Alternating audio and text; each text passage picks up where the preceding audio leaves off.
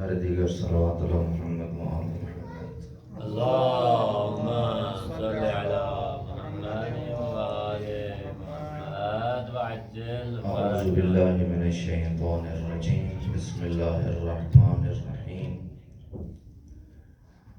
الحمد لولیہ والصلاة والسلام علی نبیہ والمیامین من آلہ الذین ذهب اللہ عنہم الرجس وطہرہم تطہیرا اللهم صل على محمد وآل على لعنة الله على القوم الظالمين أما بعد قال الله تبارك وتعالى في كلامه المجيد بسم الله الرحمن الرحيم هو الذي خلقكم من طين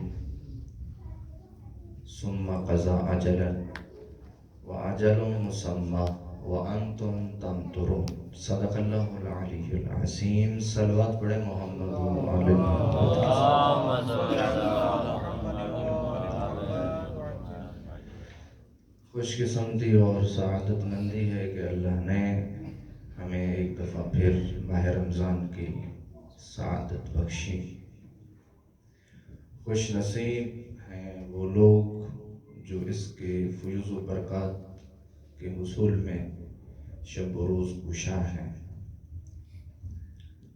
خطبہ شعبانیہ کو دیکھیں تو پیغمبر نے فرمایا تھا شقی ہیں وہ لوگ جو اس ماہ رمضان کو بھی درک کریں اور محروم رہیں۔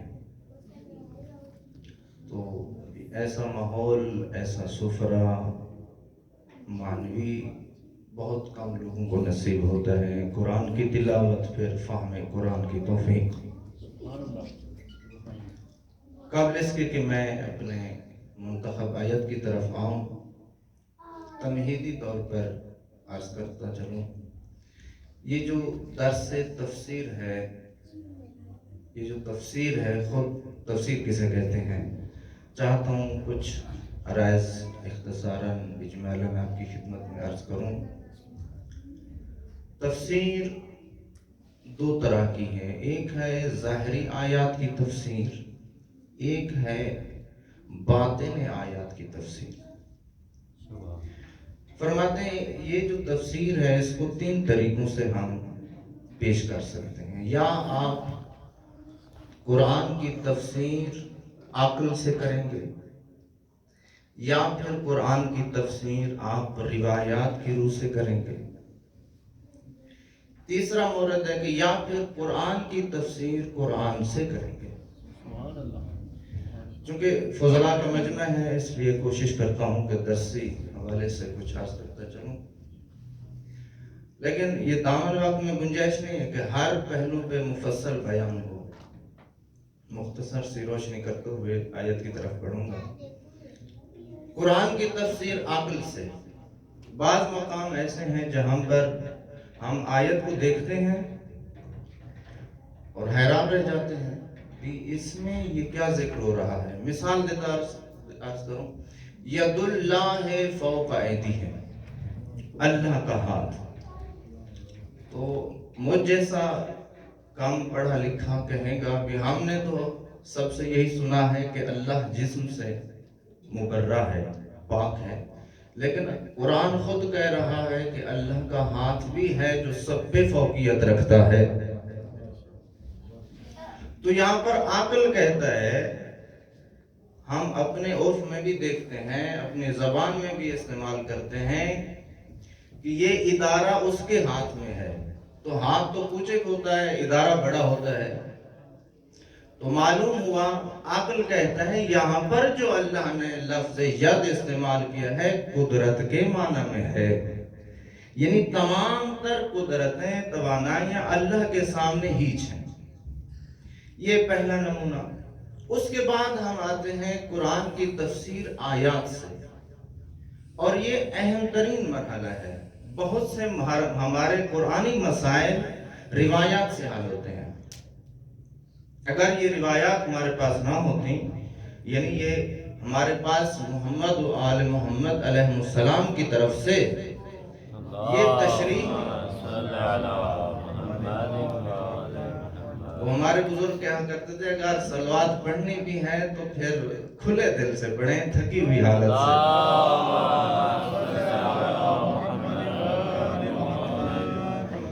یہ روایات ہمیں بتاتی ہیں کہ اس آیت کا شان نزول کیا ہے، اس آیت کے نازل ہونے کی وجہ کیا ہے۔ پھر شان نزول آئی تو شان نزول میں پھر بحث چڑھ جائے گی کہ شان نزول کسے کہتے ہیں اور سبب نزول کسے کہتے ہیں، لیکن ہم مجبور ہیں تھوڑا بیان بھی کریں اور جلدی بھی گزریں کیونکہ وقت ایسا ہے۔ شان عام ہے، سبب خاص ہے۔ شان میں یہ ہوتا ہے کہ جو چیز بھی ہے سب کو لیے ہوتا ہے، اور سبب ایک خاص مورد واقعہ پیش ہو اس کے بعد کوئی اس طرح فرماتے ہیں کہ یہ خاص مورد کے لیے سبب استعمال ہوتا ہے، لیکن اکثر مفسرین جو سرمایہ علمی قوی رکھتے ہیں وہ کہتے ہیں کوئی خاص فرق نہیں۔ لیکن یہ بات ہم ضرور عرض کریں گے، شان میں بھی 3 قسمیں بیان ہوئی ہیں۔ شان نزول کی 3 قسمیں ہیں۔ ایک شان نزول یہ ہے، میں اپنے موضوع کی طرف ضرور آؤں گا، صرف تمہیدی بیان ہے، سخت ہوگا تھوڑا سا، لیکن فضلا ہے سب تو تعاون فرمائیں گے۔ شان جو ہے وہ 3 قسم کا ہوتا ہے، یا وہ شان نزول کوئی بھی اپنا مخالف نہیں رکھتا، سب متفق ہوتے ہیں اس شان نزول پہ، یا یہ ہے کہ شان نزول جو ہے وہ اپنا اختلافی مقام رکھتا ہے، یعنی روایت کے اندر شان نزول جو بیان ہوا ہے سب متفق ہے، یا یہ ہے کہ اس میں اختلاف ہے، یا یہ ہے کہ اس شان نزول میں تعارض پایا جاتا ہے۔ ایک نے لکھا اس سے مراد دن ہے تو دوسرے نے لکھا رات ہے، مثلا تعارض۔ یہ جو پہلی صورتحال ہے کہ جس میں کوئی بھی اختلاف نہیں ہے، مگر ہو سکتا ہے کہ قرآن میں شان نزول میں کوئی بھی اختلاف نہ رکھے، سب متفق ہوں، وہ کہتے ہیں ہاں ایک مورد ہمیں نظر آیا، توجہ کرنا لطف آئے گا، ایک مورد ہمیں نظر آیا ہے جہاں پر سارے متفق ہیں، یعنی کون سارے؟ جس نے پڑھا لا الہ الا اللہ محمد رسول اللہ، جس نے بھی کلمہ پڑھا ہے وہ اس کے شان نزول پہ اختلاف نہیں رکھتا۔ وہ ہے ایک سورت، وہ ہے سورہ فیل، جس میں کسی کو کوئی اختلاف نہیں، سارے کہتے ہیں یہ سورہ فیل یہ ابرہہ والا واقعہ ہے بس۔ ہاں اس کے وقوع میں اور روش وقوع میں اختلاف ہے تھوڑا سا، سال وقوع میں، لیکن خود سورہ فیل کے نزول میں کسی کو کوئی اختلاف نہیں۔ یہ تو پہلی قسم ہو گئی۔ دوسری قسم یہ ہے کہ وہ اپنے اندر اختلاف بہت رکھتے ہیں، روایت کی روح سے شان نزول بہت اختلاف رکھتا ہے، یہ تو بہت زیادہ ہے۔ میں صرف ایک مثال دے کر آگے اپنے اصلی موضوع کی طرف آؤں گا۔ وہ مثلا سورہ دہر، توجہ ہے جناب کی، سورہ دہر، سورہ دہر کی کل 31 آیات ہیں، جس میں پہلی 5 آیات سے لے کر 22 آیات تک، یعنی ٹوٹل 18 آیات ہیں جس کے شان نزول میں اختلاف سامنے آیا ہے۔ اکثر اہل سنت برادران اور شیعہ تمام مفسرین کے نزدیک بالاجماع و بالاتفاق بھی یہ صرف اور صرف پنجتن پاک کی شان میں نازل ہوئی ہے، اور اکثر اہل سنت نے بھی اس کا ذکر کیا ہے۔ لیکن کچھ ہیں جنہوں نے کہا ہے بابا یہ جو ہے نا، ہمیں ایک جواب دے دیں پھر ہم آپ کے ساتھ ہیں، یہ بتائیں کہ حسنین شریفین کہاں پیدا ہوئے۔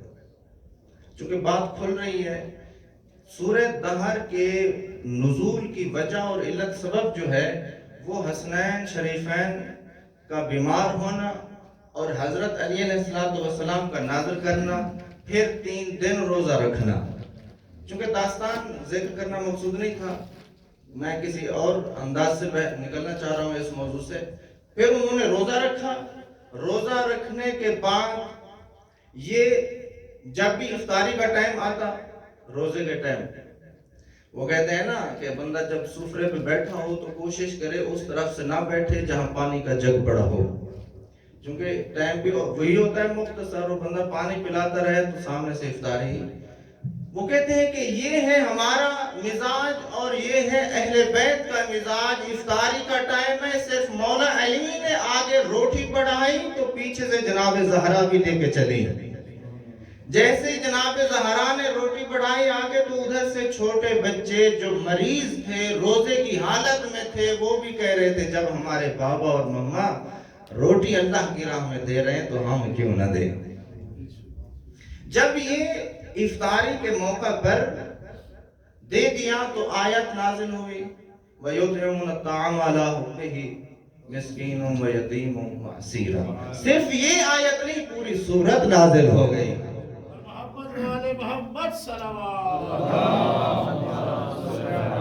نعرہ تکبیر، نعرہ تکبیر، محمد والے محمد بلند تر صلوات. وہ کہتے ہیں میرا مزاج یہ ہے, بعض لوگ کہتے ہیں سی مجھے پکوڑے ہضم نہیں ہوتے, سخت ہے, چونکہ آئل بہت زیادہ ہے, مجھ سے برداشت نہیں ہوتے. یہاں پر قرآن کے مواد میں جب دیکھتے ہیں تو بہت سے مفسرین ہیں جن سے یہ ہضم نہیں ہوتا کہ یہ سورت ان کی شان میں کیسے نازل ہوئی.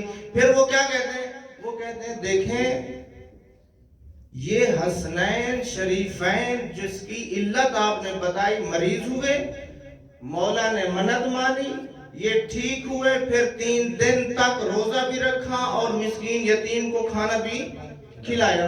یہ تو مدینہ میں پیدا ہوئے, جبکہ سورۃ الدہر یعنی سورہ انسان تو مکے میں نازل ہوئی. میں کہوں گا سلام ہے آپ کے علم کو. پہلی بات تو یہ ہے, ہم چند منٹ کے لیے مان بھی لیں بھی یہ سورت مکہ میں نازل ہوئی, تھوڑی دیر کے لیے مان بھی لیں, لیکن ہم آپ کو صرف یہ سورت نہیں, اس کے علاوہ بہت سی سورتیں ہم اپنی تفاسیر سے نہیں, تیری تفاسیر سے ثابت کریں گے سورت مکے میں نازل ہوئی لیکن اس کی آیات مدینے میں بھی نظر آ رہی ہیں. تسلیم. پہلی بات. دوسری بات یہ ہے, یہ کوئی روایت بتاؤ ہمیں جو ثابت کرے کہ یہ صورتیں مکی ہیں اور یہ صورتیں مدنی ہیں. کوئی بھی نہ ہمارے پاس نہ برادران کے پاس روایات متواترہ ہیں جن سے ثابت ہو اور کہا جا سکے یہ صورتیں مکی ہیں اور یہ صورتیں مدنی ہیں. کوئی بھی روایت متواتر نہیں ہے. خبر واحد ہے اور خبر واحد کو بہت کم لوگ جانتے ہیں اور مانتے ہیں, لہٰذا یہ تو قصہ یہیں پر ختم ہوا. کچھ صورتیں کچھ آیات ایسی ہیں, یاد رہے میرا موضوع, جس کے شان نزول میں اختلاف ہے. یہ دوسرا مورد. تیسرا مورد وہ ہے جس کے شان نزول میں اصلاً تعارض ہے. ایک کچھ کہہ رہا ہے, دوسرا کچھ کہہ رہا ہے. وہ بھی ایک مثال دیتا ہوں, اور بہت زیادہ ہے لیکن دامن وقت میں چونکہ. اب فرماتے ہیں دیکھیں سورہ عبس, سورہ عبس میں ہے بسم اللہ الرحمن الرحیم, عبسا وتولا ان جاءہ الاعمى لعلہ یدریکا یزکا. ترجمہ سننے فرماتے ہیں چہرے کا رنگ متغیر ہوا جب ایک نابینا آیا. تو پھر کہا گیا کیوں چہرے کا رنگ متغیر ہو رہا ہے, کیوں یہ چہرے پہ حالت بن رہی ہے. ممکن ہے یہ تزکیہ اس کے پاس زیادہ ہو جائے, ممکن ہے اس کے پاس تقوی زیادہ ہو جائے, ممکن ہے خدا کو یہ زیادہ پسند. یہ ہے آیت کا ظاہری ترجمہ. اب اس کے شان نزول میں کتنا تعارض ہے توجہ کرنا. فرماتے ہیں دیکھیں حضرت رسول خدا صلی اللہ علیہ وآلہ وسلم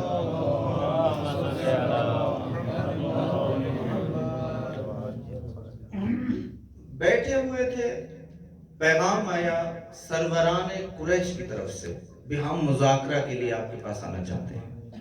ممکن ہے آج میں اسی پہ رک جاؤں لیکن میں انشاءاللہ 3 دن حاضر ہوں آپ کی خدمت میں, جہاں رکوں گا کل سے انشاءاللہ وہیں سے شروع ہوگا.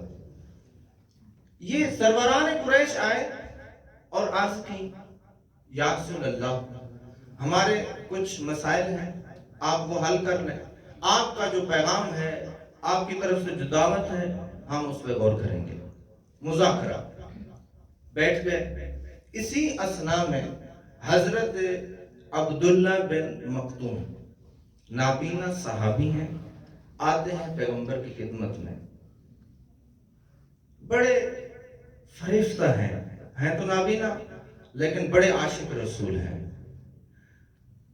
اچھا, جو بندہ دروازے سے داخل ہو رہا ہے نا, اس کو جیسے یہ ماحول نظر آئے گا آرام کر کے بیٹھ جائے گا خاموشی سے. کیوں؟ اس کو پتا ہے بیان شروع ہے اور ذکر ہو رہا ہے, لہذا خاموشی سے بیٹھے. لیکن ایک نابینا ہو, جیسے ہی داخل ہو تو اس کو کیا نظر آئے گا؟ کچھ بھی نہیں کہ ماحول آگے کیسا ہے, پیغمبر کے سامنے کون کون بیٹھے ہیں, آیا میں جسارت کروں یا نہ کروں. وہ اپنے حسب معمول, جس طرح اس کا پیغمبر سے قلبی رشتہ تھا, جس طریقے سے وہ ہمیشہ پیغمبر کو سلام اور کلام دست بوسی کیا کرتا تھا, اسی انداز سے آ کر پیغمبر کے پہلو میں بیٹھا اور عرض کی یا رسول اللہ, دل اداس تھا, خواہش ہوئی آپ کی خدمت میں آؤں, آپ قرآن پڑھیں میں سنوں. اس کی عقیدت کو سلام. لیکن پیغمبر مصروف ہیں کس چیز میں؟ سربراہ قریش. چھوٹے لوگ نہیں تھے, بڑے بڑے جو وہ تھے نا پہلوان قسم کے, یعنی وہ کیا نام, قبیلے کے جو سردار ہوتے ہیں وہ تھے. پیغمبر خدا نے کہا یہ تو صرف قرآن سننے کی بات کر رہا ہے نا, ابھی میں آپ سے قرآن سنوں گا, ان سے میں قرآن منوانے کی بات کر رہا ہوں. لہذا اہم اس وقت یہی ہے کہ میں اپنی بات جاری رکھوں. خاموش ہو گئے, اس کو جواب نہیں دیا. تھوڑی دیر گزری, دوسری دفعہ پھر اس نے خواہش کی یا رسول اللہ لطف فرمائے, محبت کریں, مجھے قرآن سنائیں, دل بہت اداس ہے. دوسری دفعہ کہنے کے باوجود پیغمبر چونکہ ایک اہم مسئلے پہ گفتگو کر فرما رہے تھے, اس لیے اس کو جواب نہیں. پھر تیسری دفعہ, تھکے تو نہیں ہیں آپ, پھر تیسری دفعہ اس نے خواہش کی. جیسے ہی خواہش کی, اب دیکھنا, وَمَا أَرْسَلْنَاكَ إِلَّا رَحْمَةً لِلْعَالَمِينَ کا مصداق نبی چونکہ جانتا ہے بولوں گا تو سمجھے گا, اور یہ نابینا ہے, میں چہرے کی جو بھی حالت بناؤں اسے پتہ نہیں چلے گا. چونکہ پیغمبر تیسری دفعہ اس کا یہ تکرار اصرار سن رہے تھے کہ مجھے قرآن سنائیں, تو فوراً ایک قول کے مطابق پیغمبر خدا کا چہرے کا رنگ متغیر ہوا. جیسے ہی چہرے کا رنگ متغیر ہوا, ادھر سے جبرائیل یہ پیغام لے کے آیا, عَبَسَ وَتَوَلَّىٰ أَن جَاءَهُ الْأَعْمَىٰ وَمَا يُدْرِيكَ لَعَلَّهُ يَزَّكَّىٰ. اب سمجھ میں آئی, تیرے چہرے کا رنگ میرا حبیب متغیر ہوا, وہ تو مجھے بہت پسند ہے اگرچہ نابینا ہے. ایک یہ شان نزول, میں نے عرض کی شان نزول تین قسم کے, جس میں اختلاف ہے, جس میں سب کا اتفاق ہے, اور وہ جس میں سب کا ایسا تعارض کے سمجھ سے بالاتر ہے. اب دیکھیں دوسرا اس کا شان نزول کیا ہے. بنی امیہ کے احباب میں سے ایک شخص آیا, یہ دوسرا شان نزول اسی سورہ عبس کا آیا, پیغمبر کی خدمت میں بیٹھا ہوا تھا, باتیں ہو رہی تھی, کیا موضوع تھا, کیا بحث تھی, مفسرین نے قلم روک دیا, صرف یہی لکھا بنی امیہ کے احباب سے کچھ لوگ آئے ہوئے تھے, ان میں سے ایک شخص جو بڑا تھا وہ بیٹھا ہوا تھا پیغمبر کے پہلو میں. اسی اسنا میں جناب عبداللہ بن مکتوم, شاید میں اسی پہ اپنی بات تمام کروں, موضوع رہ گیا میرا. اسی اسنا میں حضرت عبداللہ بن مکتوم آ گئے, اور جیسے ہی انہوں نے بیٹھنا شروع چاہا, چونکہ میں نے عرض کیا نابینا ہے, نابینا کو کیا پتا میں نے کہاں بیٹھنا ہے کہاں نہیں بیٹھنا, کس کے ساتھ بیٹھنا ہے کس کے ساتھ نہیں بیٹھنا, اس نے صرف اپنا ہاتھ لگانا ہے, جہاں جگہ ملے گی بیٹھ جائے گا. اب وہ جیسے ہی بیٹھنا چاہا تو فوراً یہ جو شخص بیٹھا تھا اپنے کپڑے لپیٹنے لگا, سمیٹنے لگا. کیوں؟ چونکہ اس کا حلیہ ہی ایسا تھا, سادہ لباس, پرانا لباس, پھٹا پرانا لباس, اور نابینا پسینے سے شرفو، تو یہ اپنے کپڑے لپیٹنے لگا اس کو غریب سمجھ کر، بیٹھا ہوا ہے کس کی خدمت میں؟ پیغمبر خدا کی خدمت میں۔ جیسے ہی پیغمبر نے اس بنو امیہ کے چاہنے والے کا انداز دیکھا تو چہرے کا رنگ متغیر ہوا، محفل بھی میری ہو، انداز بھی کوئی نہ سیکھ سکے، میرے ہوتے ہوئے اس عبداللہ بن مکتوم سے اس قدر نفرت۔ میں نے عرض کیا شان نزول میں کتنا تعارض ہے۔ دعا کرتا ہوں اللہ کی ذات ہمیں قرآن سمجھنے اور اس پر عمل کرنے کی توفیق عطا فرما۔ میرا اللہ تجھے اپنی عزت و جلالت کا واسطہ چاہتا معصومین علیہ السلام کی عصمت و طہارت کے صدقے میں جتنا احباب یہاں پر تشریف فرما ہے، دور و نزدیک سے آئے ہیں، ہر قدم سے نیکیوں سے سرفراز فرما۔ پروردگار اس پروگرام کے جتنا بھی مخیرین ہیں ان کے توفیقات خیر میں اضافہ فرما، جتنا مریض ہیں مخیرین کے پروردگار اس قرآن کے صدقے میں ان کو شفا عطا فرما۔ کمیٹی جتنا بھی احباب ہیں شب و روز خدمت کر رہے ہیں، پروردگار قبول و منظور فرما۔ ہادی برحق ناموس سے دہر ولی العصر امام زمان اجل اللہ فرجہ شریف کے ظہور میں تعجیل فرما، مولا کے اعوان و انصار میں شمار فرما، مولا کے قلب مطہر کو ہم سے راضی فرما۔ پروردگار ہماری یہ صوم و صلات قبول و منظور فرما، اس کے فیوز و برکات ہمارے شامل حال فرما۔ صلوات علی محمد و